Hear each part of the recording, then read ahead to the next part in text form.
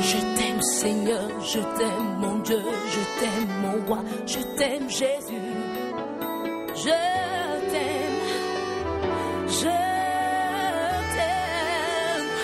oh, de tout mon cœur.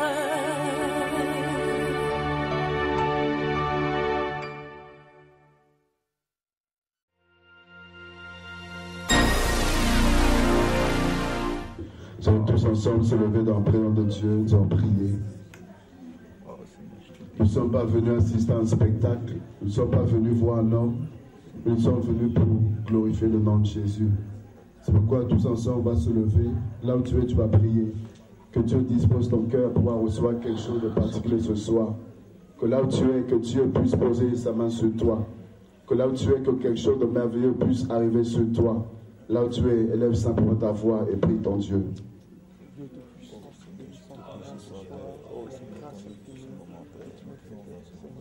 Élève ta voix et prie. Élève ton cœur vers son trône de gloire. Élève tes mains vers son trône de gloire. Dis-lui combien ton cœur désire le voir. Dis-lui combien tu veux inviter sa présence dans ta vie. De combien il est précieux pour toi, combien nous voulons le voir élevé dans cette nation, comment nous voulons le voir glorifié dans nos familles, dans nos vies. Alléluia, Jésus de Nazareth, Seigneur. Nous prions ce soir, nous proclamons ton règne, Seigneur. Toi qui es l'alpha, Seigneur, toi qui es le méga, toi qui es le commencement et la fin, Seigneur, toute gloire soit avec nous, Seigneur. Commence avec nous cette conférence, Seigneur Dieu. Règne autour de gloire, de manifeste ta gloire, ta puissance, Seigneur Dieu, nom de Jésus de Nazareth. Dieu le Dieu, Seigneur, merveilleux, Dieu le Dieu, glorieux, Seigneur, devant toi, tout je me fléchis, toute langue confesse que tu es Seigneur, la gloire du Dieu le Père. Merci. Que tous les saints disent Amen. Amen. Que l'église de Jésus dise Alléluia. Alléluia. Si quelqu'un est délivré par Jésus, puisse manifester sa joie. Si quelqu'un est content d'être enfant de Dieu, si quelqu'un est content d'être délivré par le Seigneur, là, Dieu peut manifester sa joie. Alléluia. My God. La semaine passée, je crois que Dieu va se glorifier. Je crois que Dieu va faire quelque chose de particulier pour sa vie. Je crois que le Seigneur est parmi nous dans cette conférence. Qui veut voir le nom de Jésus élevé? Amen. Qui veut voir son nom glorifié? Amen. Qui veut voir son nom proclamé? Amen. Alors si tu veux voir son nom glorifié, commence toi-même à le glorifier. Amen. Commence toi-même à l'acclamer, commence toi-même à l'adorer.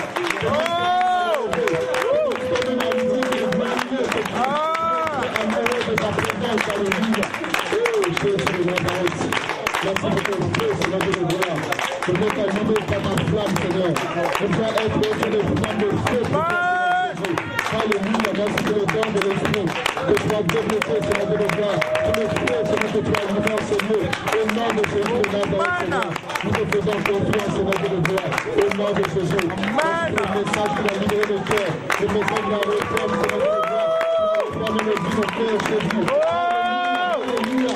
Nous proclamons ta victoire, Seigneur. Tu vas glorifier, Seigneur. Toi, tu seras élevé. Au nom de Jésus de Nazareth, Seigneur. Dans cette nation, tu es proclamé, Jésus. Alléluia. Amen. Tu vas pénétrer le cœur. Tu vas venir à pénétrer les maisons. Jésus, Jésus, Jésus, Jésus, Jésus, Jésus,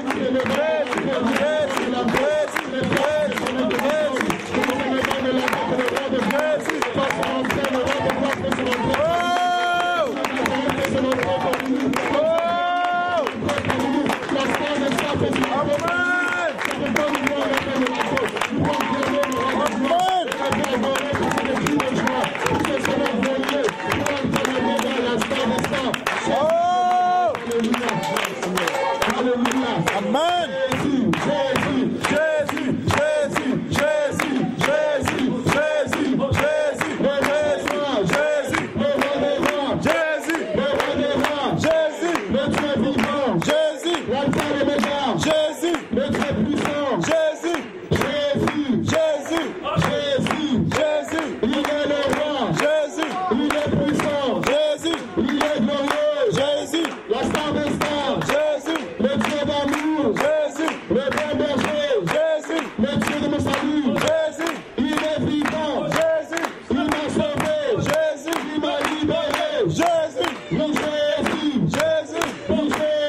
Jésus,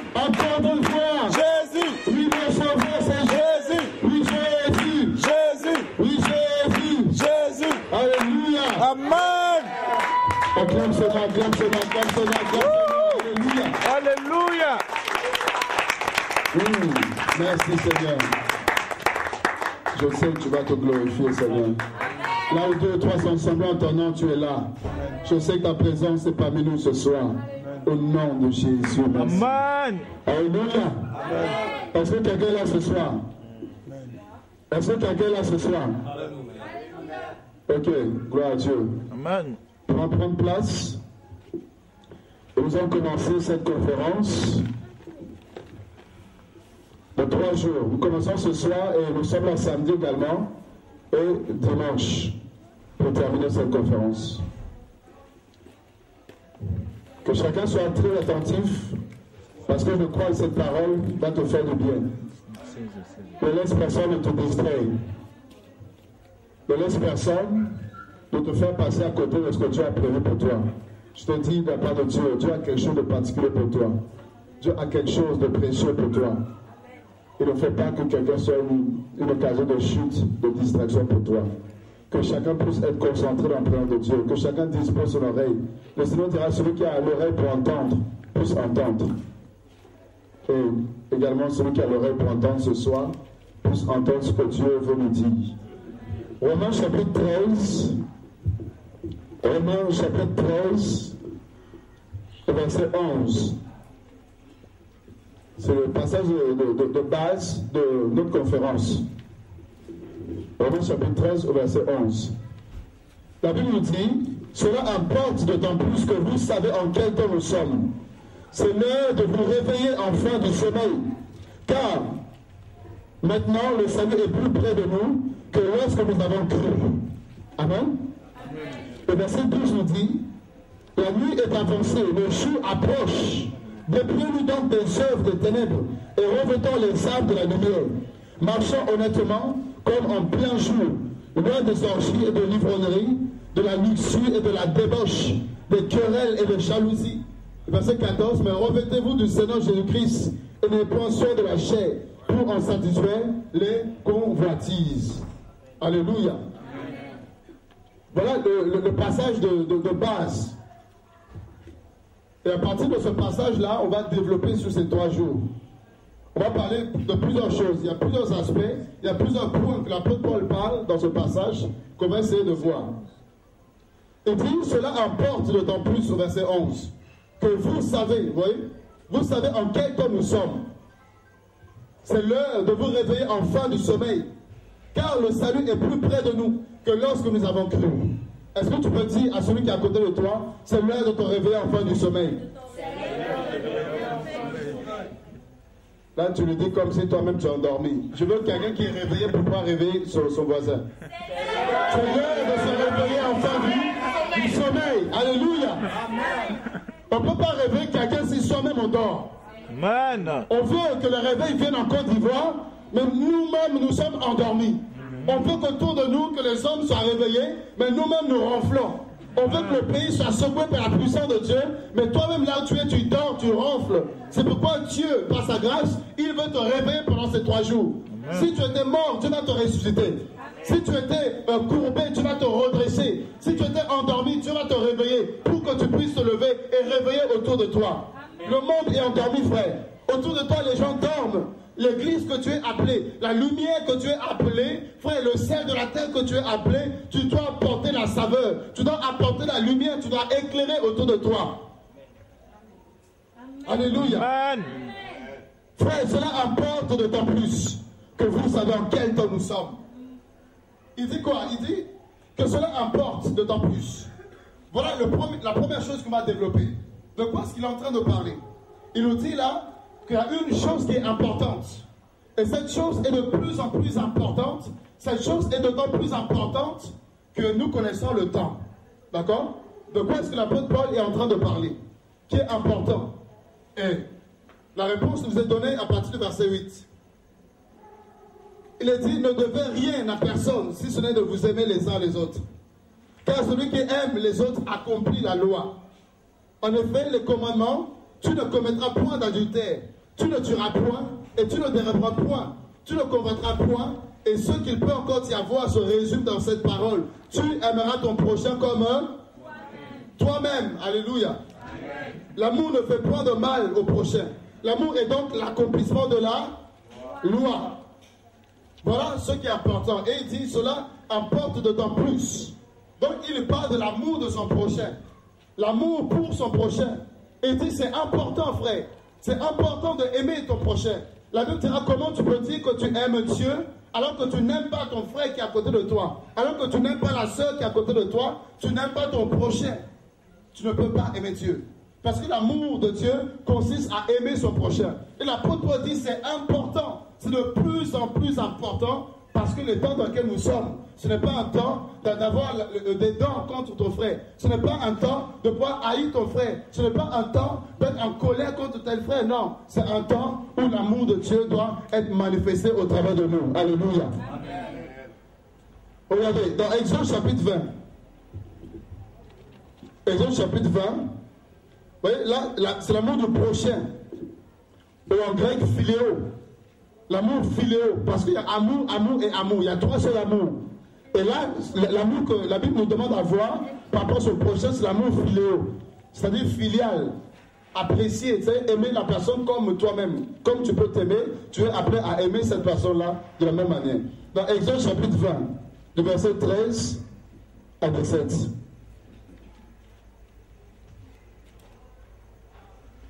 Donc, prenons tous ensemble. Exode chapitre 20, à partir du verset 13. Il a dit, tu ne tueras point. Et à chaque fois, je vous poserai la question. Est-ce que si tu aimes ton prochain, est-ce que tu peux le tuer? Donc tu accomplis cette loi. D'accord? Tu ne commettras point d'adultère. Est-ce que le fait d'aimer son prochain, tu peux lui piquer sa femme? Non, ok. Tu ne déroberas point. Est-ce que si tu aimes ton prochain, tu peux lui voler? Jamais, ok. Tu ne prendras point de faire témoignage contre ton prochain. Est-ce que si tu aimes ton frère, tu vas raconter des histoires inventées sur sa personne? Non. Tu ne convoiteras point la maison de ton prochain. Est-ce que tu peux convoiter la maison de ton prochain si tu l'aimes? Tu vas te réjouir de ce qu'il a, n'est-ce pas? Tu ne convoiteras point la femme de ton prochain, ni son bœuf, ni sa servante, ni son bœuf, ni son âne, ni aucune chose qui appartienne à ton prochain. Amen. Donc, si tu aimes ton prochain, est-ce que tu peux convoiter sa maison, ses biens, ses animaux, tout ça? Non. Amen. Prenons Lévitique chapitre 19.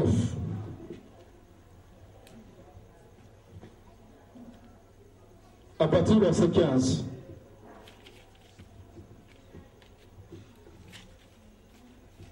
La Bible dit quoi? Tu ne commettras point d'iniquité dans tes jugements. Tu n'auras point égard à la personne du pauvre, et tu ne favoriseras point la personne du grand, mais tu jugeras ton prochain selon la justice. C'est très important. Tu ne reprendras point de calomnie parmi ton peuple. Tu ne t'élèveras point contre le sang de ton prochain. Je suis l'Éternel. Tu ne haïras point ton frère dans ton cœur. Est-ce que si tu aimes ton prochain, tu vas le haïr? Même si c'est dans le cœur, personne ne voit. N'est-ce pas? Et dis quoi? Tu auras soin de reprendre ton prochain. Mais tu ne le chargeras point d'un péché à cause de lui. Tu ne te vengeras point. Et tu ne garderas point de rancune contre les enfants de ton peuple. Tu aimeras ton prochain comme un. Je suis l'Éternel. Voilà. Tu aimeras ton prochain comme toi-même. Dans Jean chapitre 13. Je vais nous emmener quelque part. Jean chapitre 13.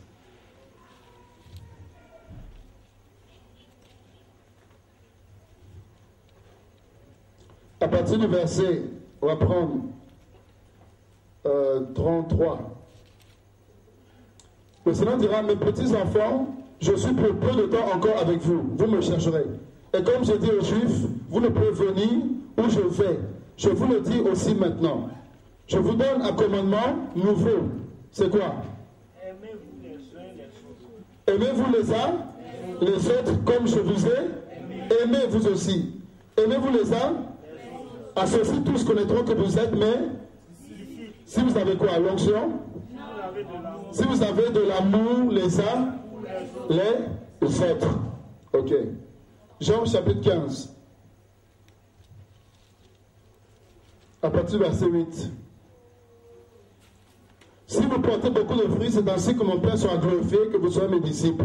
Comme le Père m'a aimé, je vous ai aussi aimé. Demeurez dans mon amour. Si vous gardez mes commandements, vous demeurez dans mon amour. De même que j'ai gardé le commandement de mon Père et je demeure dans son amour. Je vous ai dit ces choses afin que ma joie soit en vous et que votre joie soit parfaite. C'est ici mon commandement. Aimez-vous les uns les comme je vous ai. Il n'y a point de plus grand amour que de donner sa vie pour ses. Vous êtes mes amis si vous faites ce que je vous commande. Vous voyez, la Bible dit que l'amour pour son prochain, c'est important. Il dit c'est très important par rapport au temps dans lequel nous sommes. La Bible dira s'il est possible et que cela dépend de vous, soyez en paix avec tous les hommes. L'amour pour son prochain. Mais comprenons que l'amour pour son prochain ne doit pas nous aveugler. C'est là où je veux nous emmener. Vous voyez, tu aimeras ton prochain, mais dans Deutéronome chapitre 6, verset 5, la Bible dit également que tu aimeras l'Éternel ton Dieu de tout ton cœur, de toute ton âme et de toute ta force, ta pensée. On doit aimer notre prochain, mais on doit aimer également Dieu, n'est-ce pas? Et l'amour qu'on a pour Dieu, frère, est au-dessus. L'amour qu'on a pour Dieu prime sur l'amour de son prochain. Regardez, dans Exode chapitre 20.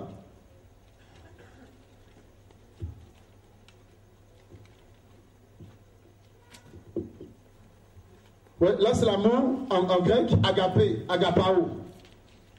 C'est un amour profond. C'est un amour divin. C'est un amour désintéressé. Tu aimes Dieu non pas à cause de ce qu'il peut te donner. Tu ne l'aimes pas parce qu'il peut te bénir. Tu ne vas pas l'aimer parce qu'il va te donner le mariage, parce qu'il va te donner l'argent. Non, tu l'aimes simplement parce que tu réalises qu'il est Dieu, un point, un trait.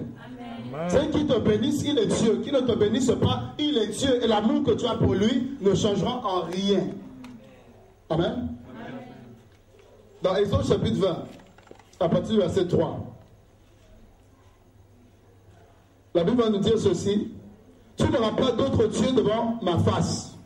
Tu ne te feras point d'image taillée, ni de représentation quelconque des choses qui sont en haut dans les cieux, et qui sont en bas sur la terre, et qui sont dans les eaux plus bas que la terre. Tu ne te présenteras point devant elles, et tu ne le serviras point, car moi, l'Éternel ton Dieu, je suis un Dieu jaloux qui punit l'iniquité des pères sur les enfants jusqu'à la 3e et la 4e génération de ceux qui me haïssent, et qui fait miséricorde jusqu'à 1000 générations à ceux qui m'aiment et qui gardent mes commandements.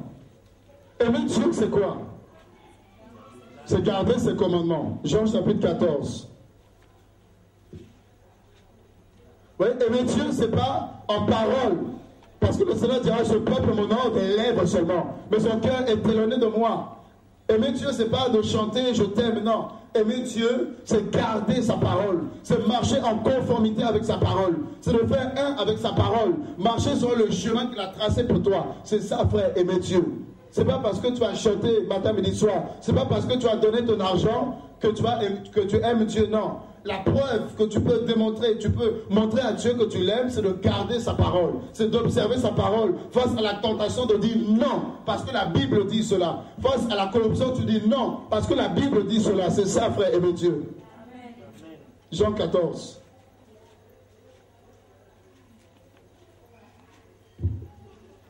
À partir du verset 21. Le Seigneur dit, celui qui a et qui garde, plutôt celui qui a mes commandements et qui les garde, c'est celui-là qui m'aime. Il ne dit pas celui qui a une belle voix et qui chante, non. Il dit celui qui a la parole de Dieu. Celui qui garde la parole, comme David dira, je sais ta parole dans mon cœur pour ne pas pécher contre toi. Celui qui a la parole de Dieu et qui applique sa vie par rapport à cette parole, qui s'applique à marcher en conformité avec cette parole, c'est celui-là qui aime Dieu. Et regardez, il dit quoi? Celui qui m'aime sera aimé de mon Père. Je l'aimerai et je me ferai connaître à lui. Donc le fait d'aimer Dieu fait que Dieu t'aime également. Le fait d'aimer la parole de Dieu fait que Dieu va t'aimer également. Et non seulement qu'il va t'aimer, mais il va se révéler à toi. Qui peut voir Dieu? Donc il faut garder sa parole. L'amour. Vous voyez, au nom de l'amour, nous trouvons tout un tas de choses. Le péché est accepté dans la plupart des assemblées. Le mal est autorisé.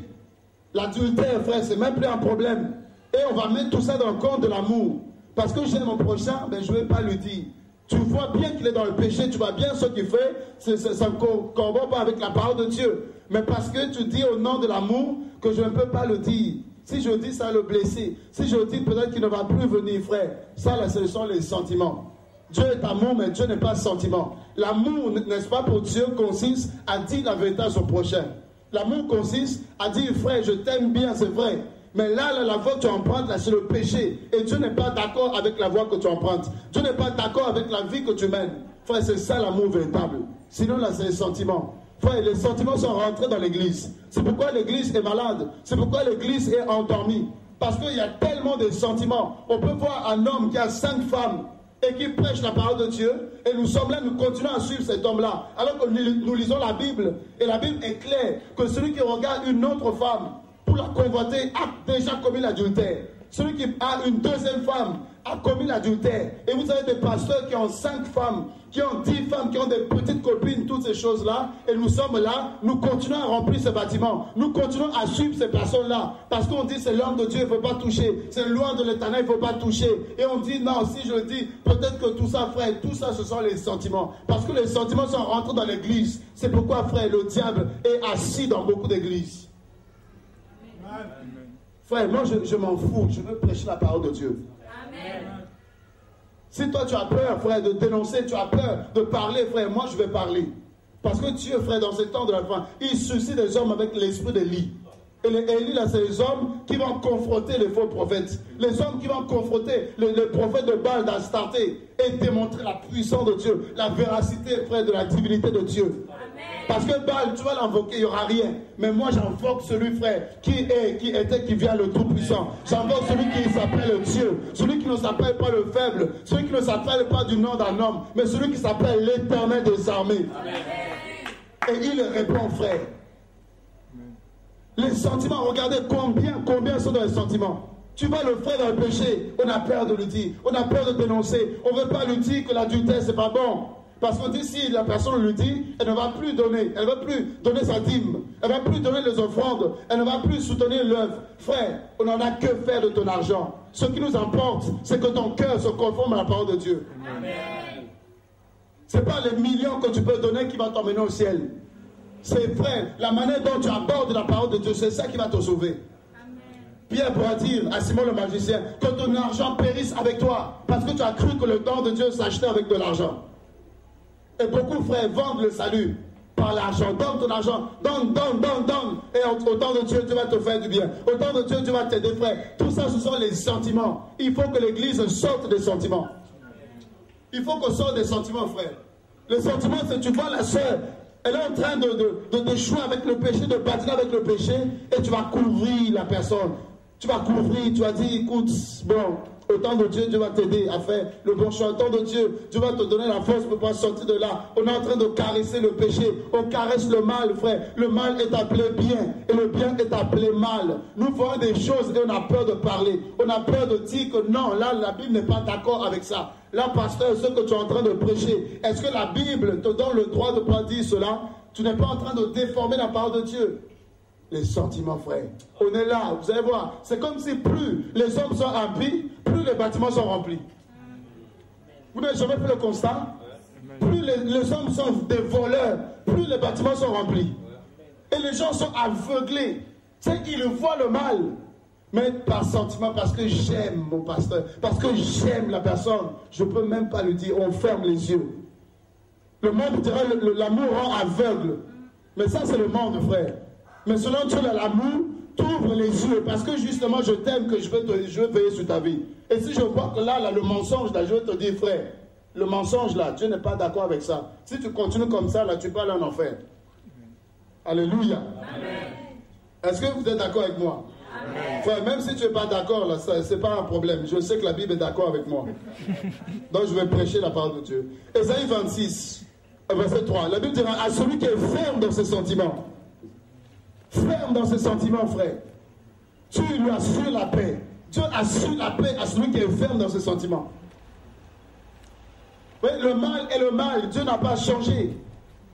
Le péché reste le péché, frère, pour qui que tu sois. Ce n'est pas parce que tu es bishop que le péché, frère, Dieu dit non, non, c'est pas grave pour toi. Non, non, je fais exception. Non. Le péché est le péché pour tout le monde pareil. Celui qui est ferme dans ses sentiments, frère, arrêtons un peu avec nos sentiments charnels. Parce que l'Église est tombée dans la chair. On juge en fonction de la chair, vous voyez, les sentiments, toutes ces choses-là. Regardez, dans 1 Corinthiens chapitre 5, l'Église de Corinthe est tombée également dans ce cas, dans ce piège, les sentiments. La Bible dira quoi? Dans cette Église, il y avait une impudicité, Paul dira, qu'on ne retrouve même pas chez les païens. Vous imaginez? Et c'est le tas de l'Église, frère, que personne ne vous trompe. Que personne ne vous leurre.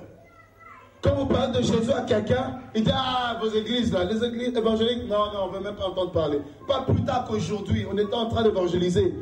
Et on est tombé sur quelqu'un, on lui parle de Jésus, il dit, non, non, moi là, c'est même pas la peine. Que je me déplace pour voir, c'est même pas la peine. Ce que j'entends, ce que je vois, c'est déjà suffisant. Je ne peux même pas me déplacer. Je dis pourquoi? Il dit, mais vos églises, ce sont des business, ce sont des entreprises. On se prend le nom du Seigneur pour se faire de l'argent. Je dis effectivement, il y a des escrocs comme ça, il y a des voleurs comme ça. Mais là, il y a des faux, il y a aussi des vrais. Amen. Là, il y a des faux billets, il y a aussi des vrais. Amen. Il faut prier, Dieu va t'orienter vers les vrais. Amen. Amen. Ah frère, on n'a plus le temps, frère. C'est plus un temps où on va passer la pommade. Passer la pommade, tout ça sur les gens. Frère, beaucoup n'ont plus de messages. Ils n'ont que des massages. Il n'y a plus de messages. Tu sais, tu viens là, ton cœur n'est pas changé, ta vie n'est pas changée. Et on te dit non, bénédiction, prospérité, tout ça, et ça te masse, ça te masse, ça te masse, et ça te fait du bien. Dans le péché, mais ça te fait du bien. Frère, la parole est une épée. Quand elle sort, la frère, elle doit séparer. Amen. Le monde et la justice, elle doit séparer, frère. Amen. Paul dit, il y a une impudicité qu'on ne retrouve même pas chez les païens, au point que l'un de vous a la femme de son père pour épouse. Vous imaginez?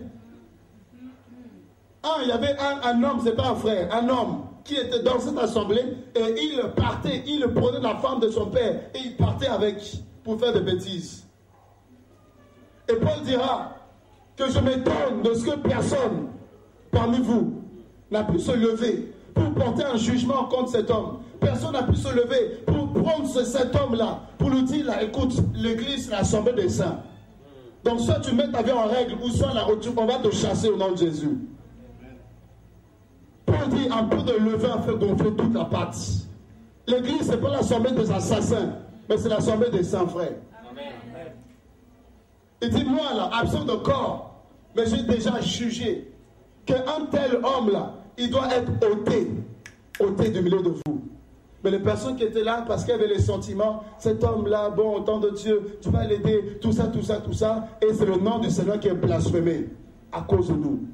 À cause de l'Église, le nom de Jésus est blasphémé. À cause de nos comportements, le nom du Seigneur est blasphémé. Parce qu'on met les sentiments, l'amour pour Dieu, frère, on met ça en deuxième. Et on veut aimer son prochain. Frère, aimer son prochain, c'est bien. Mais je veux t'aimer. Et je ferai, frère, ce que tu me demandes à condition que ça combat avec la parole de Dieu. Amen. Oui, je peux t'aimer, mais si tu me demandes de faire des choses contraires à la parole de Dieu, je dirais non, j'aime plus Dieu que toi. Donc je me soumets à Dieu d'abord. Si tu me dis le contraire, moi je me soumets à Dieu. Je t'aime bien, mais je ne marche pas par les sentiments. Amen. C'est très très important. C'est un piège, frère, dans lequel l'Église est tombée. Vous entendez parler de l'œcuménisme. C'est au nom de l'amour.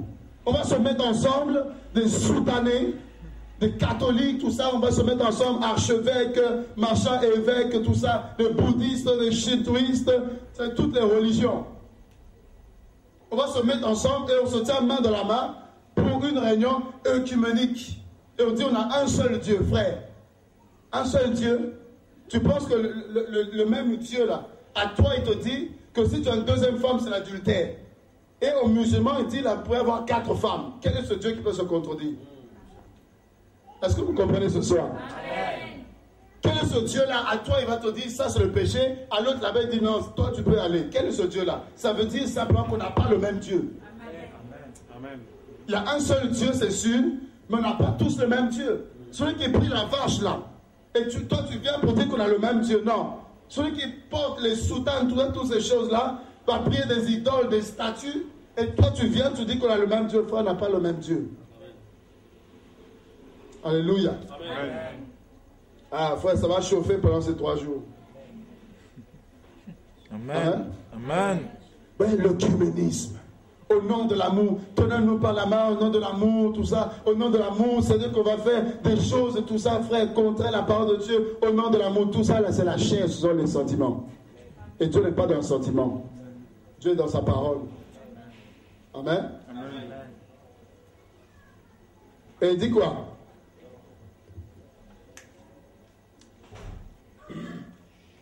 Il dit, cela importe d'autant plus. Donc on a compris que l'amour qu'on a pour son prochain, c'est important. Il faut aimer son prochain.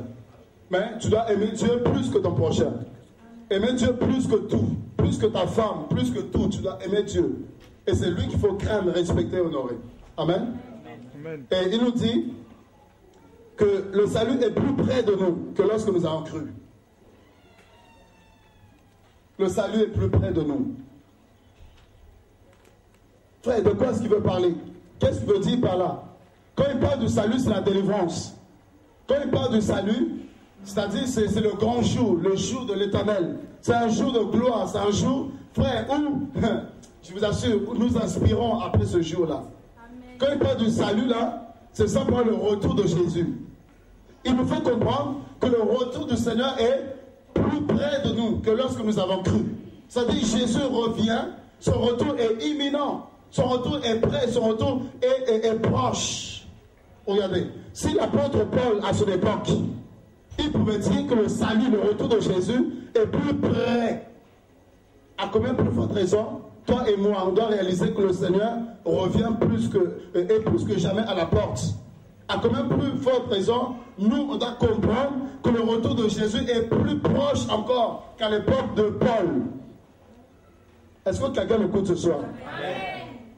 Paul, à son époque, il ne s'est pas dit, non, Jésus vient à peine de mourir, Jésus vient à peine de partir, donc il ne peut pas revenir maintenant. Non, à son époque déjà, il se disait que Jésus, là, il revient. C'est-à-dire que chaque pas qu'on fait vers l'avant, chaque jour qui se lève, frère, un jour nouveau qui va se lever, ça approche l'avènement du Seigneur, le retour du Seigneur. Eh bien, nous, frère, des siècles et des siècles après Paul, nous pensons qu'on a le temps. L'Église pense qu'elle a le temps. Les chrétiens pensent que nous avons le temps. C'est pourquoi on dort, on ronfle, et nous sommes là de la distraction, alors que le monde est en train de mourir, alors que le diable est en train de prendre du terrain, alors que le diable est en train de faire la prostitution, est en train de prendre du terrain, l'homosexualité est en train de gagner le terrain, le diable est en train de gagner le terrain. Et les chrétiens que nous sommes, nous dormons, parce qu'on se dit, on a le temps, frère. Même si tu ne le dis pas comme ça, mais par ta vie, tu dis que tu as le temps. Est-ce que quelqu'un m'entend ce soir? C'est par ta façon de vivre, ça démontre que tu te dis tu as le temps. Parce que les âmes sont en train de mourir. La dernière fois que tu t'es levé pour parler de Jésus, ça remonte à quand? La dernière fois que tu es sorti de chez toi pour partir à la rencontre de personnes qui ne connaissent pas Jésus, pour leur témoigner de l'amour de Dieu, ça remonte à quand? La dernière fois que tu as jeûné pour les âmes, ça remonte à quand? La dernière fois que tu t'es levé pour parler de Jésus, ça remonte à quand? Ben, on mène notre vie, on s'occupe de notre train-train, de notre travail, de toutes ces choses de la maison, c'est bien. Mais le monde est en train de mourir. Jésus est en train de revenir et nous demandera des comptes, frère.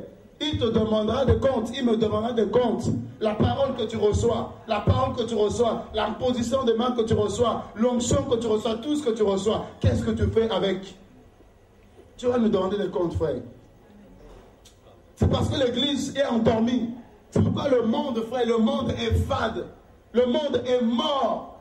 Et les gens cherchent la solution. Il y en a qui vont se plonger dans la prostitution, qui vont se plonger dans la drogue, qui vont se plonger dans l'homosexualité. C'est simplement parce que les gens cherchent la solution. Les gens cherchent quelqu'un pour les aider, mais ils ne trouvent pas et ils s'orientent vers le vice du diable. C'est les personnes qui ont des vides et ils pensent que l'alcool peut combler ce vide-là. Alors que ce vide-là, c'est Jésus qui peut combler ce vide. Mais parce qu'il n'y a pas quelqu'un pour leur parler, il n'y a pas un homme qui peut se lever pour dire Jésus a besoin de toi. Que la vie que tu mènes, alléluia, Jésus peut la changer. Il peut faire de toi quelqu'un d'important. Il peut faire de toi quelqu'un qui peut se lever et bouleverser cette nation, bouleverser ta ville. Parce qu'il n'y a personne qui se lève. L'apôtre Paul dira, tous, je n'ai personne qui peut partager vos sentiments. Il dit qu'à tous, chacun cherche son propre intérêt et non ceux de Christ. On est préoccupé par les choses de la vie. Mais quant à l'œuvre de Dieu, quant aux choses de Dieu, les âmes, alors que le Seigneur souffre à cause des âmes, ben on voit, on a le temps, frère, nous n'avons pas le temps. Alléluia. Amen. Le salut est plus près de nous. Le retour du Seigneur est proche. Jésus revient, frère. Que personne ne te trompe. Si on ne t'a pas prêché l'enlèvement, ce soir, je veux que tu comprennes que Jésus revient. Il revient très bientôt. Plus près. Il est plus près que tu peux le penser. Je t'assure, il est plus près, plus proche que tu peux le croire. Il va revenir. Et je t'assure, ce jour-là, frère, il ne faut pas rater. Il y a des rendez-vous que tu peux rater. Mais ce rendez-vous-là, c'est glorieux. Tu ne dois pas rater. Frère, tu peux rater un rendez-vous pour un travail, un entretien, tout ça, tu peux en avoir d'autres. Mais je t'assure, si tu rates l'enlèvement, je t'assure, c'est très compliqué pour toi. Tu as tout raté. C'est pourquoi il faut être prêt, frère, quel que soit le temps, quelles que soient les circonstances, il faut être prêt. Le Seigneur revient. Dis-toi que chaque jour qui se lève, Jésus est en train de revenir. Chaque minute qui passe, le Seigneur revient. Chaque heure qui passe, Jésus est en train de revenir. Il est proche, il est là, frère. Ouvre un peu tes yeux, s'il te plaît. Ouvre un peu tes oreilles, s'il te plaît, pour écouter, pour entendre les signes, pour voir les signes qui sont en train de s'accomplir sous nos yeux, qui annoncent que Jésus est plus que jamais à la porte.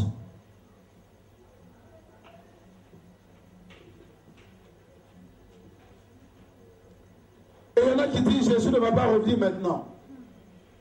Il y en a qui prêchent que Jésus ne va pas revenir maintenant. C'est comme si Jésus va attendre que tu aies des villas avec piscine. C'est comme si Jésus doit attendre que tu aies des 4x4. C'est comme si Jésus doit attendre que tu sois riche. Et c'est là qu'il va revenir.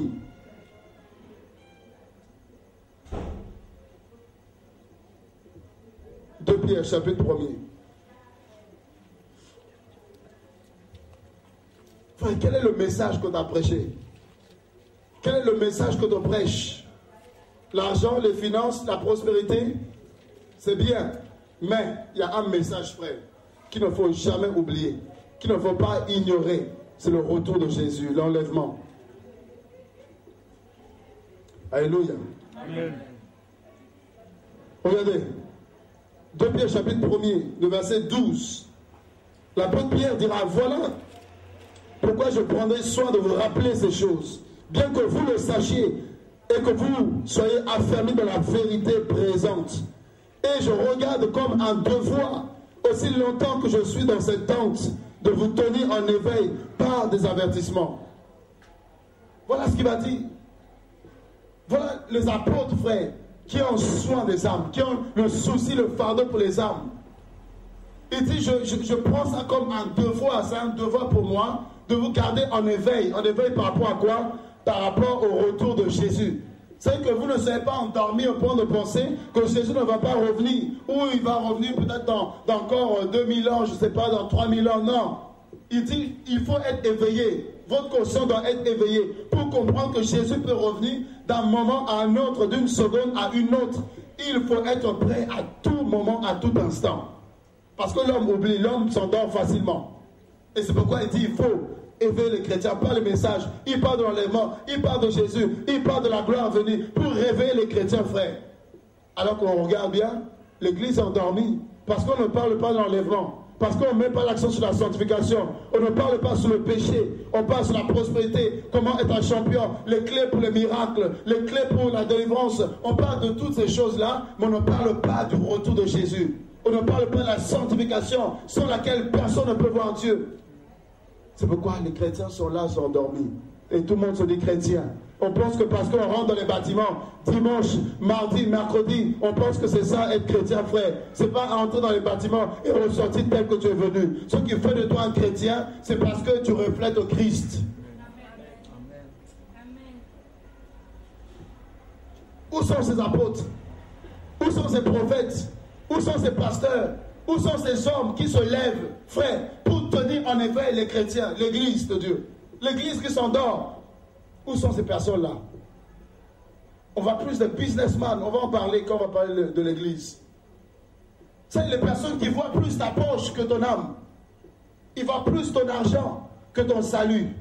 Donne, donnez. Dieu me montre là-bas. Il y a une personne qui a 2000 €. Ça, Dieu me dit, amène ça. Et Dieu va te donner, d'ici la fin de l'année, il va te donner le double de ce que tu vas donner. Mais il ne verra jamais le péché dans lequel tu es. Il ne verra jamais que Dieu veut que tu puisses te repentir par rapport à ta vie. Il ne verra jamais que, frère, le mensonge dans lequel tu es, là, ça peut t'amener en enfer. Il ne verra jamais. Et même s'il arrivera à voir, il ne te dira pas. Parce qu'il sait que tu ne vas plus donner. Tu risques de fuir. Il y en a qui vont dire, la jeunesse, là, il ne faut pas leur parler de la sanctification. Parce que si tu n'as pas la sainteté, ils vont fuir l'église, ils vont fuir l'assemblée. Frère, nous prêchons la vérité. Amen. Si quelqu'un aime la vérité, il va rester. Celui qui n'aime pas la vérité, il va partir. Dieu ne nous a pas appelés pour remplir des bâtiments. Il nous a appelés pour remplir son royaume. Amen. Donc vous voyez, l'accent n'est pas mis sur le nombre, l'accent est mis sur la quantité, plutôt la qualité, et non sur la quantité. Ce n'est pas de remplir les bâtiments, non. C'est de remplir le royaume de Dieu avec des hommes, des femmes de qualité. Alléluia. Amen. Et dit au chapitre 3. Voici déjà, bien aimé, la seconde lettre que je vous ai écrite. Dans l'une et dans l'autre, je cherche à... Je cherche à quoi? À éveiller par des avertissements votre saine intelligence, afin que vous vous souveniez des choses annoncées d'avance par les saints prophètes et du commandement du Seigneur et Sauveur, enseigné par vos apôtres. Sachez avant tout que dans les derniers jours, il viendra des moqueurs avec leur raillerie et marchant selon leur propre convoitise. Les moqueurs, là, ce n'est pas seulement les païens. Les moqueurs, là, ce ne sont pas seulement les inconvertis. Les moqueurs, là, ce sont tous les hommes qui disent que Jésus ne va pas revenir maintenant. Tous les hommes qui disent que non, est-ce que Jésus même va revenir? Depuis le temps qu'il nous a promis qu'il va revenir, est-ce que même il va revenir? Toutes les personnes qui te prêchent des messages qui sont liés à la terre, au lieu de te présenter le ciel, au lieu de te dire que tu es que étranger et voyageur sur cette terre, et que ta patrie n'est pas terrestre, mais que ta patrie est céleste, au lieu de te montrer les choses du royaume, au lieu de te parler du royaume, on te parle plus de la terre. De la terre, comment posséder, comment avoir la richesse, comment donner envie. L'homme de Dieu doit donner envie. Tout ça, c'est lié à la terre. Alors que tout ça, c'est passager. Tout ça sera consumé. Amen. Oui, dans les derniers jours, nous sommes dans les derniers jours, frère. Joël 2:28 dira quoi? Que dans les derniers jours, je répandrai de mon esprit, dit Dieu. Dans les derniers jours, il va répondre son esprit sur toute chair. Vos fils et vos filles prophétiseront. Les vers auront des songes et des visions. Les vers auront des songes, des songes et des visions. Il dit dans les derniers jours, l'esprit va être répandu. Et vous voyez que dans Actes chapitre 2, cette prophétie de Joël va s'accomplir. L'Esprit de Dieu va descendre d'une manière palpable. L'Esprit de Dieu va descendre d'une manière glorieuse. Et il va remplir les chrétiens. Ils vont recevoir le baptême de feu. Ils vont recevoir la puissance. Ils vont recevoir la force pour pouvoir faire l'œuvre. Et ils vont se lever. Ils parlaient en langue. Ils marchaient. Ils témoignaient de la puissance de Dieu. Quelqu'un comme Pierre qui était timide, il peut se lever devant toute une foule pour proclamer la vérité. Pour dire, homme, ces personnes-là ne sont pas ivres du vin. Ah non, ce n'est pas le vin qui les rend ivres. Si cela est pour parler de Jésus, si cela est pour prêcher, c'est parce qu'ils ont réalisé que nous sommes dans les derniers jours. Amen. Ils ne sont pas ivres, ce n'est pas le vin qui les fait parler, mais c'est la démonstration pour la puissance de Dieu. C'est le Saint-Esprit en nous qui nous anime, qui nous pousse à dire que Jésus est en train de revenir. Prépare-toi à la rencontre de ton Dieu. Ce n'est pas le vin, frère, ce n'est pas la folie sur les hommes, mais c'est la folie selon Dieu. Est-ce que l'église, tu m'entends? Amen. Nous sommes dans les derniers jours, depuis, à partir de Actes chapitre 2, dès l'instant où l'Esprit a été déposé, dès l'instant où l'Esprit est venu, nous sommes rentrés dans les derniers jours. C'est à partir de la Pentecôte jusqu'à au retour du Seigneur, c'est ça qu'on appelle les derniers jours. Et nous sommes déjà dans les derniers jours. À partir depuis Actes chapitre 2, nous sommes dans ces derniers jours-là. Et l'apôtre Pierre dit quoi? Dans les derniers jours, il y aura des moqueurs avec leur raillerie, selon leur propre convoitise.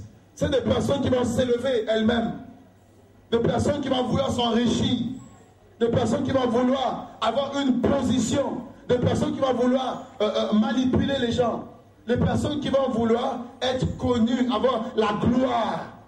Mais ces personnes vont se lever et ils se moquent du Seigneur, ils se moquent des âmes, ils se moquent de ton salut, ils se moquent de ce que Jésus est mort à la croix pour que tu aies la vie éternelle. Ils se moquent de cela. Ce qui les intéresse, c'est l'argent, c'est d'être connu, c'est d'être des chefs d'entreprise, d'avoir des maisons avec piscine, d'avoir des 4x4, des villas, toutes ces choses-là, c'est tout ce qui les intéresse. Ils se moquent de ta vie. Verset 4. Qu'est-ce que ces personnes enseignent? Qu'est-ce qu'ils disent? Où est la promesse de son avènement? Vous n'avez pas l'impression qu'on met plus l'accent sur les choses de la terre que sur l'essentiel? Vous n'avez pas l'impression qu'on parle plus de l'argent, de toutes ces choses, le matériel, tout ça, c'est le m'as-tu vu? On met l'accent sur nos voyages, on met l'accent sur les miracles, toutes ces choses-là. Mais on ne met pas l'accent sur l'essentiel, le retour de Jésus. Parce que si je suis chrétien, frère, ce qui m'importe là, c'est d'être prêt au retour du Seigneur. C'est pas d'avoir la guérison, c'est pas de voir les miracles, c'est pas tout ça là, c'est bien beau. Mais la finalité, c'est d'être enlevé. Parce que tu peux manifester les dons, la puissance de Dieu. Tu peux faire des miracles au nom de Jésus. Mais c'est à la fin, il dit, je ne t'ai jamais connu. C'est à la fin, il dit, retire-toi de moi, toi qui commettais l'iniquité. Tu as fait des miracles, tu as parlé de Jésus, les gens t'ont connu, tout ça, mais le Seigneur ne t'a pas connu, il ne te connaît pas. Là, tu n'as rien fait. Frère, ce qu'on doit chercher avant tout, c'est le salut, la vie éternelle. Est-ce que vous comprenez? Le ministère, tout ça, là, c'est bien. Mais ce qui importe là, c'est que tu sois sauvé. Tu peux avoir le ministère et partir en enfer. Ça ne sauve pas le ministère. Tu peux avoir les dons et partir en enfer. Ça ne sauve pas les dons.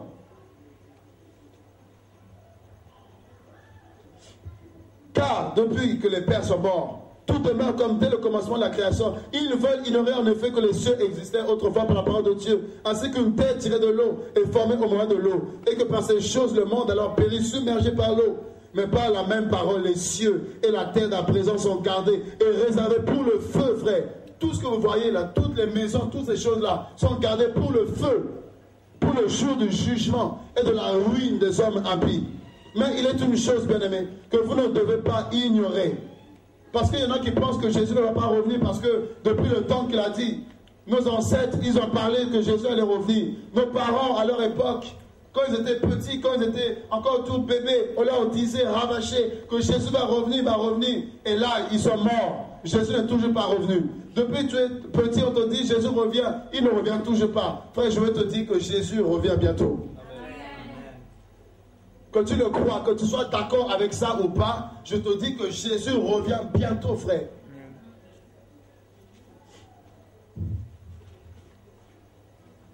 Donc si il revient bientôt, ça il faut être prêt. Il est une chose, verset 8. Bien aimé, que vous ne devez pas ignorer, c'est que devant le Seigneur, un jour est comme 1000 ans, et 1000 ans sont comme un jour. Le Seigneur ne tarde pas dans l'accomplissement de la promesse, comme quelques-uns le croient, mais il use de patience envers vous, et ne voulant qu'aucun périsse, mais voulant que tous arrivent à la repentance. Certainement, si Jésus serait revenu à 10 ans, tu allais rester. Certainement, s'il serait revenu il y a 5 ans, tu serais resté. Il y a 2 ans, tu serais resté. Frère, sa patience nous amène à salut. Sa patience nous permet, frère, permet à toutes les personnes qui ne se sont pas encore décidées de pouvoir se décider, frère. L'arche n'est pas encore refermée. L'arche est encore ouverte. Et Noé, Dieu suscite de Noé pour parler. Et frère, c'est encore le temps, on peut rentrer encore. Parce qu'il va arriver un temps où l'arche sera fermée. Et là, Noé n'aura pas la clé. Tu pourras lui demander d'ouvrir, il ne pourra pas ouvrir. Parce qu'il y a une personne qui s'appelle la clé de David qui va fermer cette clé. Il est celui qui ouvre. Quand il ouvre la bénédiction, quand il ouvre ta vie, frère, tu vois la gloire de Dieu. Mais quand il ferme aussi, personne ne peut ouvrir pour toi. Il veut que tous les hommes soient sauvés. 1 Timothée 2, 3, 4. Dieu veut que tous les hommes soient sauvés et parviennent à la connaissance de la vérité. C'est pourquoi il use de patience. C'est pourquoi Dieu laisse le temps. Il ne souhaite pas la mort du méchant, mais il veut que le méchant revienne de sa mauvaise voie. Dieu ne souhaite pas que le voleur puisse mourir. Non, Dieu veut qu'il puisse se repentir. Donc Dieu laisse le temps à tout un chacun de pouvoir se repentir et de revenir à Dieu. Mes frères, je vous dis que la patience de Dieu a aussi des limites. Ce n'est pas une patience qui va être là, et puis ne va plus jamais revenir. Non, non, non. Sa patience va prendre fin. Sa patience va avoir des limites également, frère. C'est-à-dire que c'est maintenant. Maintenant, tu as la possibilité, c'est là qu'il faut le recevoir. C'est là que, frère, tu peux entendre sa parole, c'est là qu'il faut le recevoir. Parce que tu ne le sais pas. Il dit au verset 9, 10, le jour du Seigneur viendra comme un voleur. Il n'est pas un voleur, mais il vient comme un voleur. En ce jour, les cieux passeront avec fracas, et les éléments embrasés se dissoudront, et la terre, avec les œuvres qu'elle renferme, sera consumée. Puisque tout cela est en voie de dissolution, combien, frère, votre conduite et votre piété doivent être saintes. Verset 12. Attendez et hâtez l'avènement du jour de Dieu, jour à cause duquel les cieux enflammés se dissoudront et les éléments embrasés se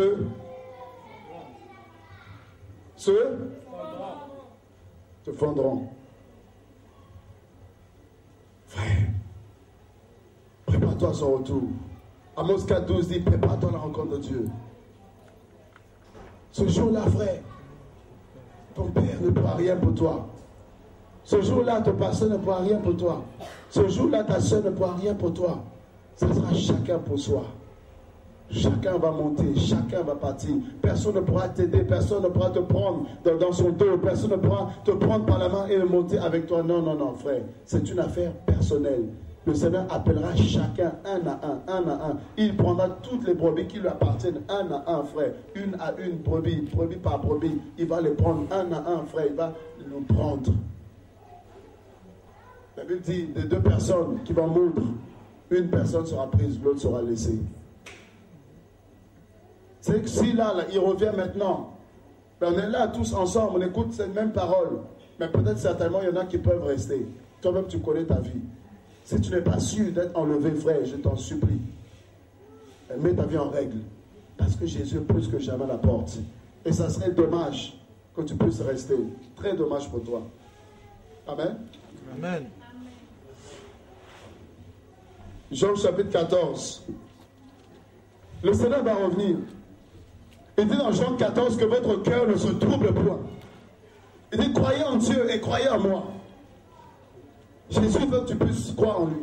Il dit il y a plusieurs demeures dans la maison de mon Père. Si cela n'était point, je vous l'aurais dit. Il dit je m'en vais vous préparer une heure. Oh, mais vous n'êtes pas content. Il est parti vous préparer une place. Vous n'êtes pas content? Amen. Hein? Oh, vous êtes compliqué, vous. Jésus-Christ de Nazareth, il est monté au ciel pour te préparer une place au ciel. Je ne parle pas d'une ville de cette terre. Non, non, je vous parle du ciel. Il te prépare un F, je ne sais combien. Il te prépare, frère, je ne sais combien, quelle place. Il te prépare. Mais il dit quoi? Il dit lorsque j'aurai fini, lorsque j'aurai préparé cette place, je reviendrai. Frère, je vous assure, les places sont déjà préparées. Amen. Je ne sais pas si toi tu as ta place, mais moi je sais que j'ai une belle place au ciel. Amen. Ah, je ne sais pas qui j'aurai comme voisin.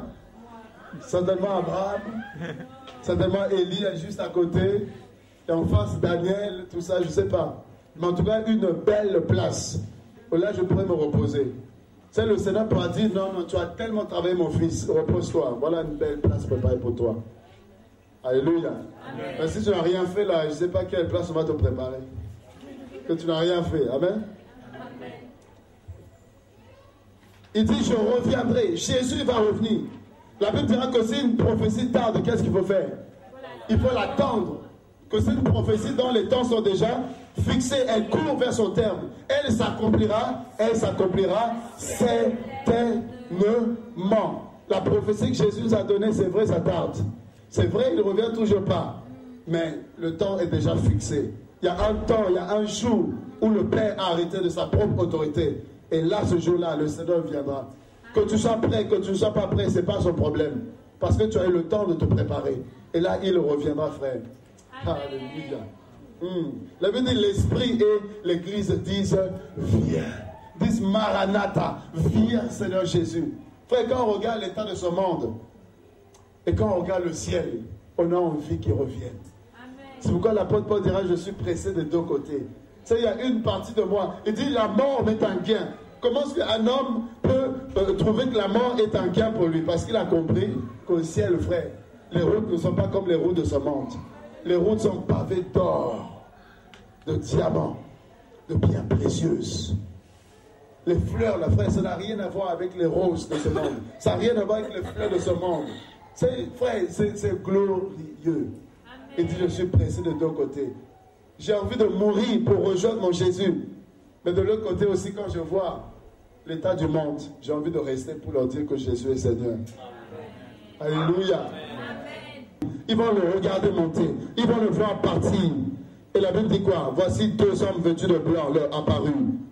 Et il dit quoi? Hommes galiléens, pourquoi vous arrêtez-vous à regarder au ciel ce Jésus qui a été enlevé au milieu de vous? Du ciel, au ciel, viendra de la même manière que vous l'avez vu alors au ciel. Voilà le témoignage que ces deux anges vont donner. Il dit, frère, pourquoi est-ce que vous arrêtez à regarder? Le même Jésus que vous voyez monter là, il reviendra de la même manière. Jésus va revenir, frère. Amen. De même qu'il y en a qui l'ont vu monter. Mais quand il va revenir, il y en a qui vont le voir revenir également. Il reviendra de la même manière. Est-ce que tes yeux seront ouverts pour le voir? Est-ce que tes oreilles, frère, seront ouvertes pour entendre le son de sa voix? Pour entendre, frère, alléluia, le son de la trompette qui va sonner, qui va annoncer que le maître est là. Et il appelle l'épouse, il appelle les chrétiens, frère, il appelle les disciples, toutes les personnes qui ont préparé, qui ont lavé leur robe pour monter, frère, le grand départ. Ah, frère, rien que de parler, j'ai hâte d'y être. Et c'est bientôt. Zacharie 12.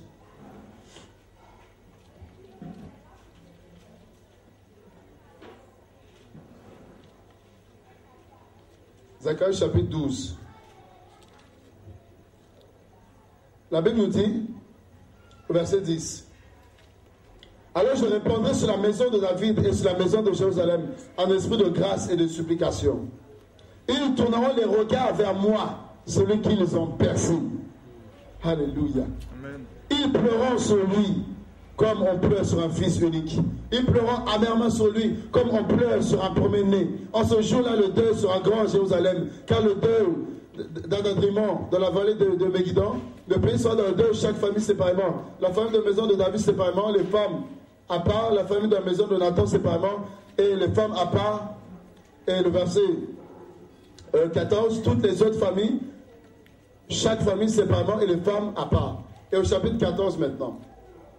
C'est même les personnes qui l'ont percé ce jour-là, frère, on va le voir tel qu'il est. Nous le prions sans le voir.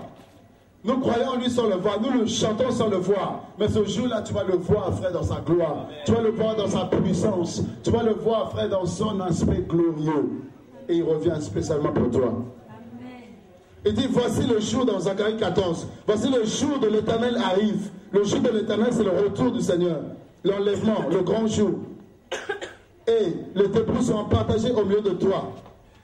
Je rassemblerai toutes les nations pour qu'elles attaquent Jérusalem. La ville sera prise, les maisons seront pillées et les femmes violées. La moitié de la ville ira en captivité, mais le reste, Dieu va dire le reste. Alléluia, du pays ne sera pas exterminé de la ville. L'Éternel paraîtra et il combattra ces nations comme il combat au jour de la bataille. Verset 4. Ses pieds se poseront ce jour-là sur la montagne des Oliviers. qui est vis-à-vis de Jérusalem, du côté de l'Orient. La montagne des Oliviers, écoutez bien, se fendra par le milieu, et l'Orient et l'Occident, et il se formera une très grande vallée. Et une moitié de la montagne reculera vers le septentrion, et une moitié vers le midi. Vous fuirez alors dans la vallée, et sur les montagnes, car la vallée des montagnes s'étendra jusqu'à Hazel, et vous fuirez comme vous avez fui devant le tremblement de terre, au temps d'Ozias, roi de Juda. Et l'Éternel, mon Dieu, viendra, et tous ses saints avec lui. En ce jour-là, il n'y aura point de lumière, il y aura du froid et de la glace. Ce sera un jour unique, connu de l'Éternel, et qui ne sera ni jour ni nuit, mais vers le soir, la lumière paraîtra. Alléluia. Qui a envie de participer? Qui a envie de faire partie de ce jour? Apocalypse chapitre 19.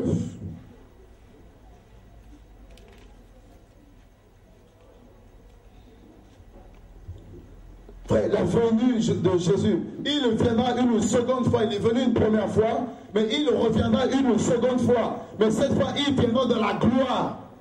Il viendra avec puissance. Il viendra avec force et autorité. Et là, tout genou fléchira devant lui. Et toute langue confessera qu'il est Seigneur. La première fois, il est venu en tant que serviteur. Il est venu en tant qu'agneau de Dieu. Il est venu pour s'offrir, pour se donner. Mais cette fois, quand il reviendra, ça sera pour juger les nations. Quand il reviendra, ça sera comme le lion de la tribu de Juda. Là, ce n'est pas l'agneau, c'est le lion, frère. Et toutes les nations vont trembler devant lui. Tous les hommes vont pleurer. Toutes les personnes qui n'ont pas mis leur espoir en Jésus, toutes les personnes qui n'ont pas mis leur confiance en ce Dieu de gloire, ils vont pleurer, pleurer amèrement. Et l'Église que tu es, va se réjouir. Parce que la délivrance, frère, est arrivée. Parce que le salut est arrivé. Parce que la joie, frère, alléluia, est arrivée. Apocalypse 19, verset 11. Puis je vis le ciel ouvert. Le ciel va s'ouvrir, frère, pour toi. Amen. Le ciel va s'ouvrir pour toi. Et voici parut un cheval blanc. Merveilleux Jésus. Un cheval blanc, frère. Celui qui est monté s'appelle fidèle et véritable. Il juge et combat avec justice. Ses yeux étaient comme une flamme de feu.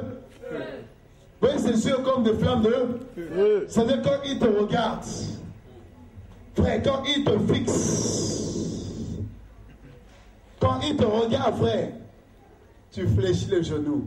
Parce que tu reconnais, frère, l'autorité divine en lui. Tu reconnais la puissance de Dieu, la puissance, frère, de son nom, la puissance de son regard. Quand il te fixe, tu réalises que tu es pécheur. Quand il te regarde, ces yeux, les flammes de feu, ça éclaire ta vie. Tu te rends compte que non, je suis pécheur. Je suis un homme dont les lèvres sont impures. J'habite au milieu d'un peuple impur. Quand le Seigneur fixe ton regard sur toi, ta vie est éclairée. Amen. Et tu as conscience de ton péché. Et là, tu peux te repentir devant lui. Qui a des yeux comme Jésus, frère? Des yeux qui sont comme des flammes de feu, frère. Le feu consume. Le feu est pur, n'est-ce pas? L'or.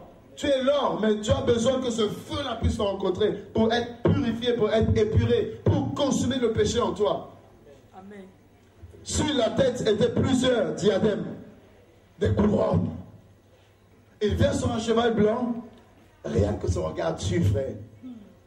Amen. Et sur sa tête, il y a des couronnes, des diadèmes, tout autour, des diadèmes, des couronnes qui brillent.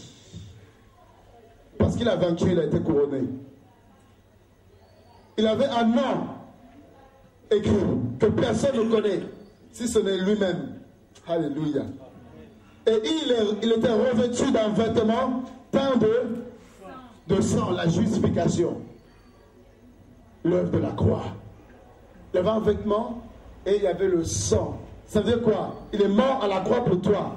Il a versé son sang pour toi. Il prouve par là que c'est lui, frère, qui est ton sauveur. C'est lui qui a versé son sang pour toi. C'est lui qui a accepté d'être crucifié. C'est lui qui a accepté d'être mis au rang de voleur pour que toi, tu sois délivré. C'est-à-dire quoi? Il est ta justice.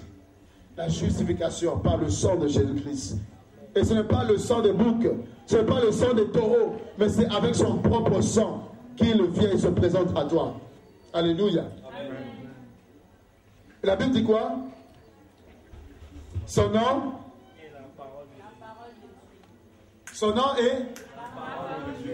Son nom est là? Au commencement était là? La parole était avec Dieu, la parole est Dieu. Et cette parole a été faite chair, a habité parmi nous, frères, plein de grâce et de vérité. Nous l'avons contemplé comme la gloire du Fils unique venu de Dieu. Son nom est la parole de Dieu. C'est que celui qui a Jésus, frère, doit marcher avec la parole de Dieu. Celui qui sert Jésus, frère, doit avoir la parole de Dieu. Il doit serrer cette parole. Sa vie doit être, frère, alléluia, guidée par cette parole. Tu ne peux pas te réclamer de Christ et ne pas marcher selon la parole de Dieu. Tu ne peux pas faire des miracles si tu ne respectes pas la parole de Dieu. Tu ne peux pas, frère, manifester la gloire de Dieu si tu ne crains pas, tu ne respectes pas, tu ne révères pas, frère, la parole de Dieu, parce que c'est Dieu lui-même. Si tu n'as pas de considération par rapport à cette parole-là, frère, les miracles, c'est douteux.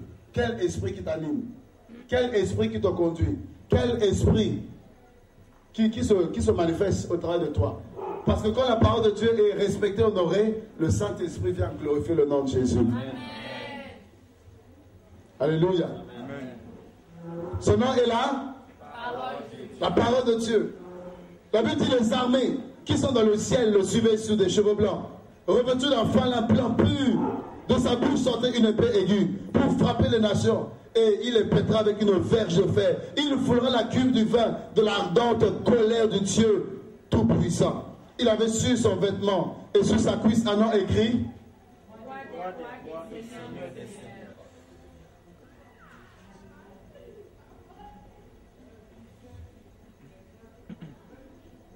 Frère, le monde connaît des rois.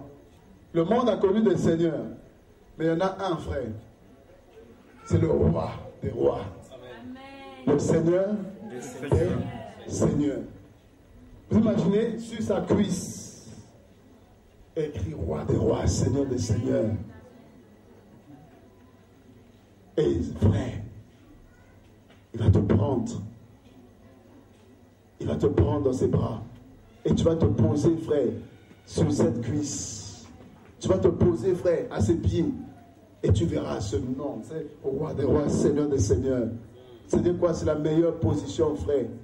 Si tu es avec le roi des rois, le Seigneur des seigneurs, quel est ce problème qui peut se lever contre toi? Quel est ce démon qui peut se lever contre toi? Quel est ce diable qui peut toucher à ta vie? Si tu es assis avec le roi des rois, le Seigneur des seigneurs, personne ne peut te toucher, frère.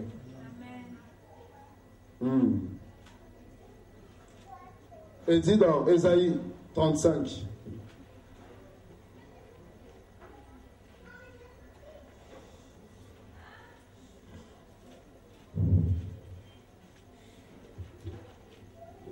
Ésaïe 35. Frère, l'enlèvement, le retour de Jésus, le salut est plus proche de nous.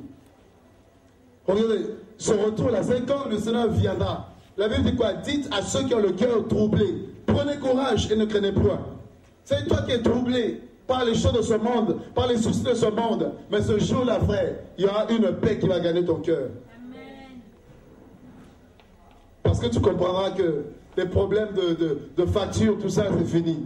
Amen. Parce que tu comprendras que les études, c'est fini. Tu comprendras que le travail, c'est fini. Tu comprendras que les soucis, tout ça de ce monde, tout ça là, c'est fini. La fatigue et tout ça, c'est fini. Amen. Amen. Il dit, voici votre Dieu.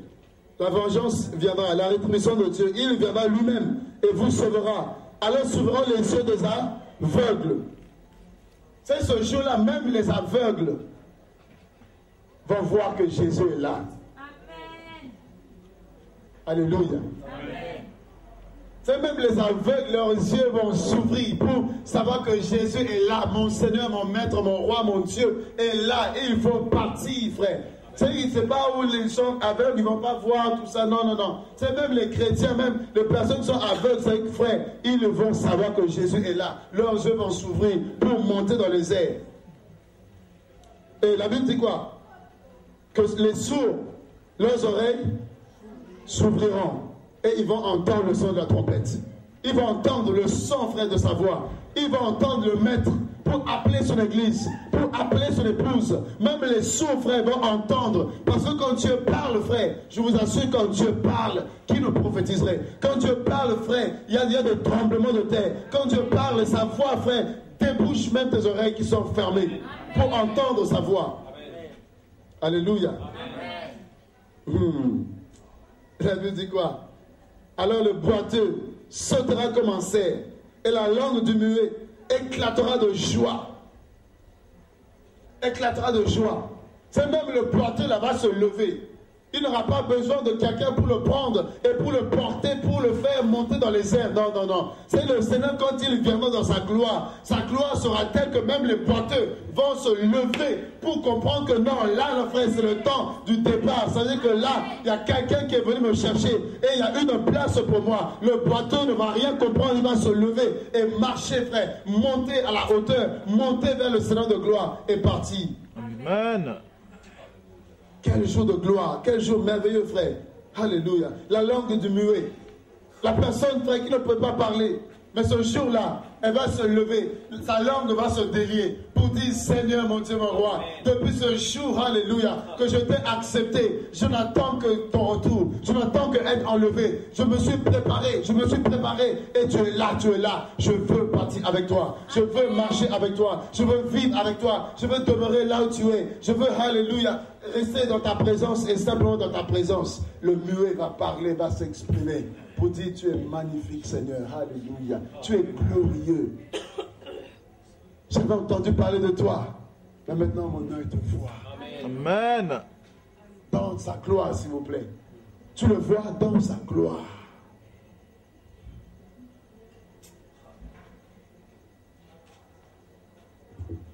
Dans Apocalypse 22,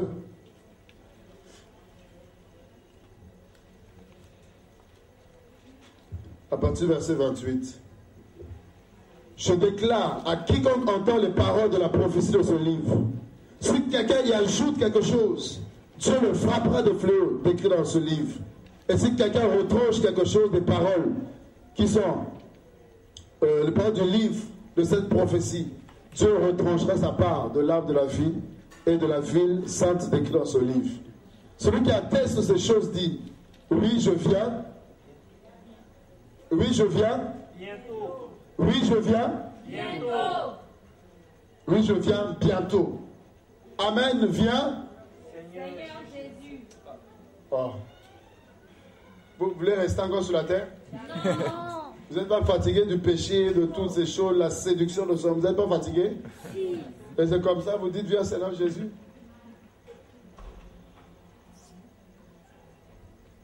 Il dit, je viens. Bientôt. Amen. Hein? Viens, Seigneur. Vous voulez rester ici. Vous. Le ciel, ça ne vous dit pas. Hein? Frère, moi j'ai envie d'y aller. On y va alors.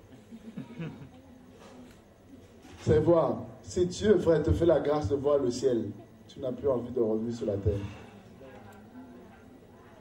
Dieu m'a fait grâce. Il m'a montré, ne fût-ce que 2 secondes, il m'a montré d'abord l'enfer. J'ai vu l'enfer. Waouh! J'ai tremblé. J'ai dit, même 2 secondes là, je ne vais même pas y aller là-bas. Et Dieu montre le ciel.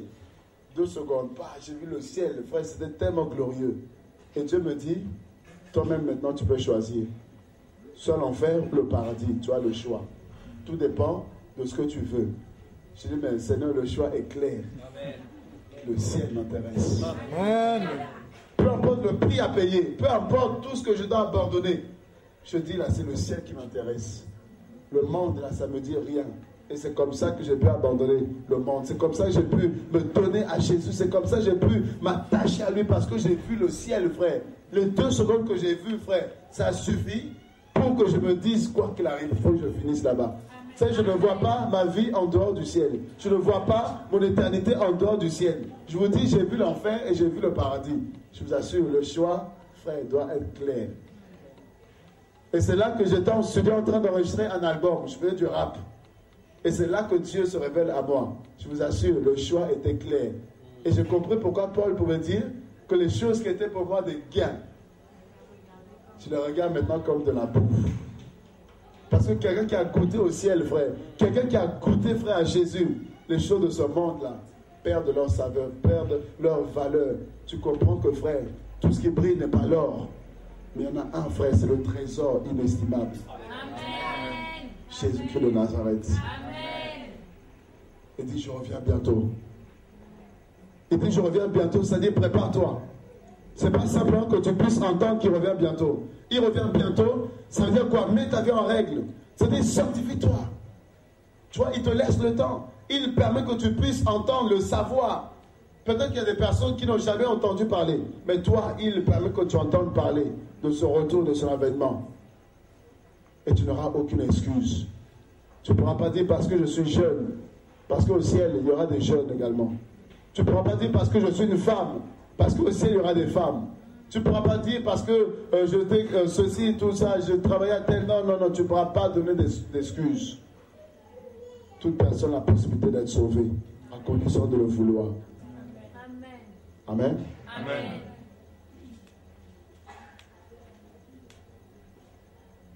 Jésus revient. Il vient, frère. Il est plus que jamais la porte. C'est pourquoi c'est plus le temps de dormir. C'est pourquoi c'est le temps de se réveiller de son sommeil. Tant qu'il dormait, réveille-toi. Jésus arrive. Le Maître arrive. C'est plus le temps de somnoler. C'est un temps où les yeux doivent être ouverts pour voir les signes que Dieu nous donne, pour connaître le temps dans lequel nous sommes. Et là, quand il reviendra, ce sera un jour de joie pour toi, un jour de délivrance pour toi. Parce que d'autres, ce sera un jour de pleurs, un jour de grincement de dents, un jour de malheur. Les gens vont chercher à monter, les gens vont chercher à sauter. Mais toutes les personnes qui ne sont pas inscrites dans le livre de vie, toutes les personnes qui ne sont pas inscrites dans son carnet d'adresse, ne pourront pas monter. Ne pourront pas monter, frère. C'est pourquoi toi qui es là ce soir, qui n'as jamais donné ta vie à Jésus, et si tu veux le faire, je t'invite à te lever simplement là où tu es, pour recevoir le salut que Dieu va te donner.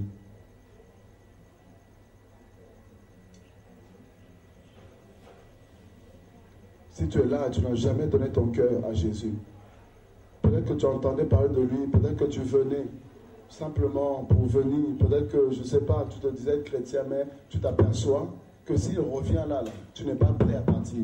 S'il revient là, tu n'as pas l'assurance de ton salut.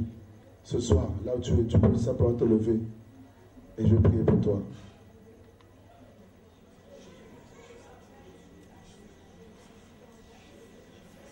Toi qui as longtemps fui la paix de Dieu, toi qui as longtemps fui la voix du Seigneur, le Seigneur t'appelle ce soir. T'appelle ce soir, c'est le temps, c'est le moment. Lève-toi et marche. Lève-toi et marche. C'est le temps.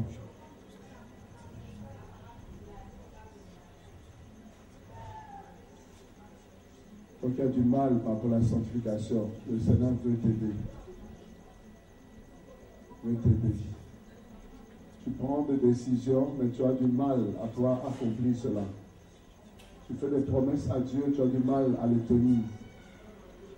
Le Seigneur veut te libérer, te donner la force, la vigueur du buffle, te donner la capacité de pouvoir tenir tes promesses. Tu as vu ton cœur qui veut le servir, ton cœur qui désire la vérité, ton cœur qui désire le voir glorifié. Oui, c'est pourquoi ce soir, le Seigneur te rend libre. Il te rend libre de toutes ces choses qui t'empêchent d'avancer, toutes ces choses qui t'empêchent de servir. Au nom de Jésus de Nazareth, sois brisé maintenant. Au nom puissant de Jésus. Au nom puissant de Jésus de Nazareth. Merci Seigneur pour ta grâce. Ta puissance.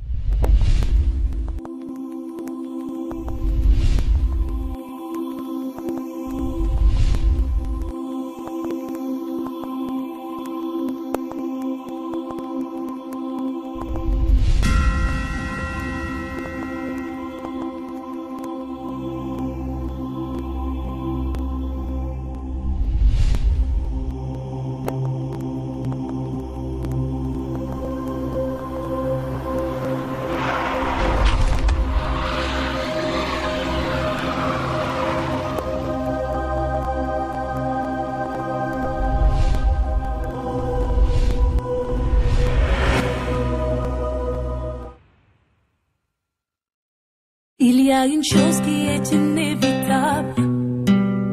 Devant elle, l'homme est impuissant. Devant elle, ta force ne pourra rien. Il y a une chose qui est redoutable. Pour ça te prend, ça te paralyse. Devant elle, ta beauté ne pourra la séduire. Quand cette chose arrivera, est-ce que tu sais où tu iras?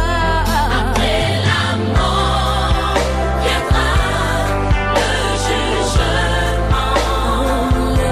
Chacun rendra compte de ses œuvres faites ici-bas. Si tu n'avais pas reçu Jésus-Christ, où iras-tu?